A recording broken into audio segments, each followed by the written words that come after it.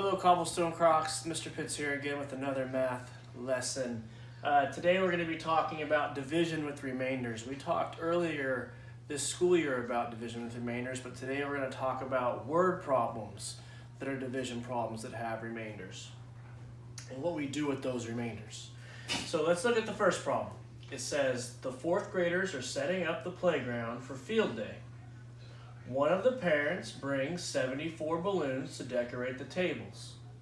If the fourth graders divide the balloons evenly among 8 tables, how many will each table get? Well, when I'm looking at word problems, I always like to underline important information. So what I did underline with this problem is I underlined 74 balloons because that's how many balloons there are in all. And I underlined 8 tables because that's what the students are dividing the balloons up into, how many go for each table. And this evenly here tells me that each table is going to have the same amount of balloons. So the problem that this one comes up with is 74 divided by 8 equals the number of balloons per table.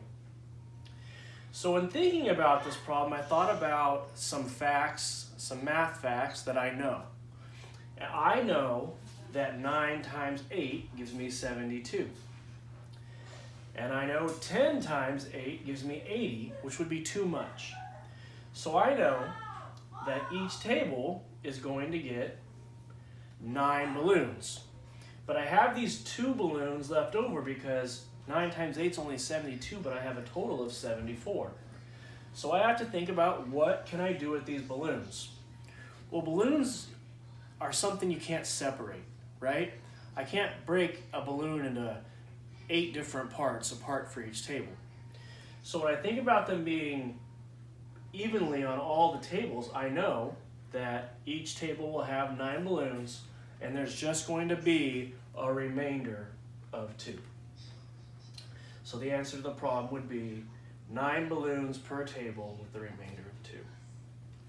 Now let's look at this second problem.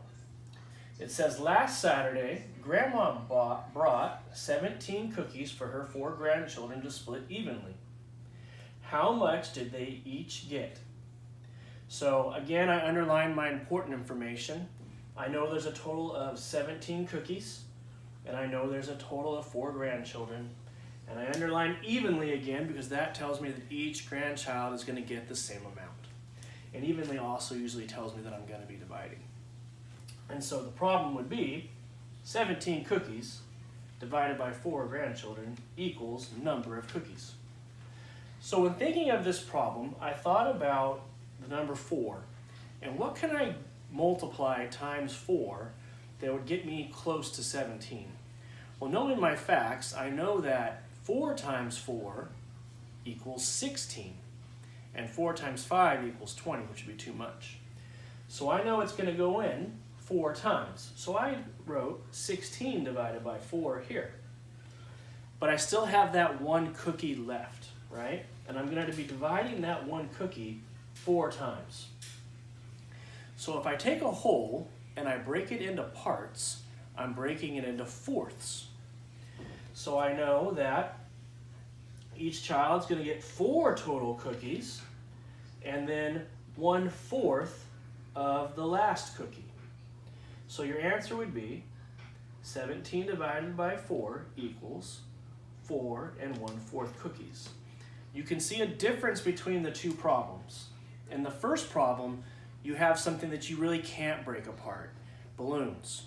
They have to either, if you break apart a balloon, then it's destroyed, it has no use. Where in the second problem, you have something like a cookie, which you can break apart into pieces.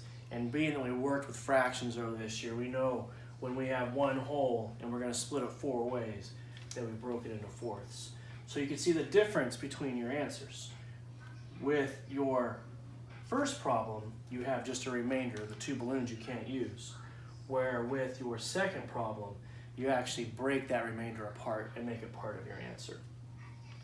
All right, thank you. Good luck.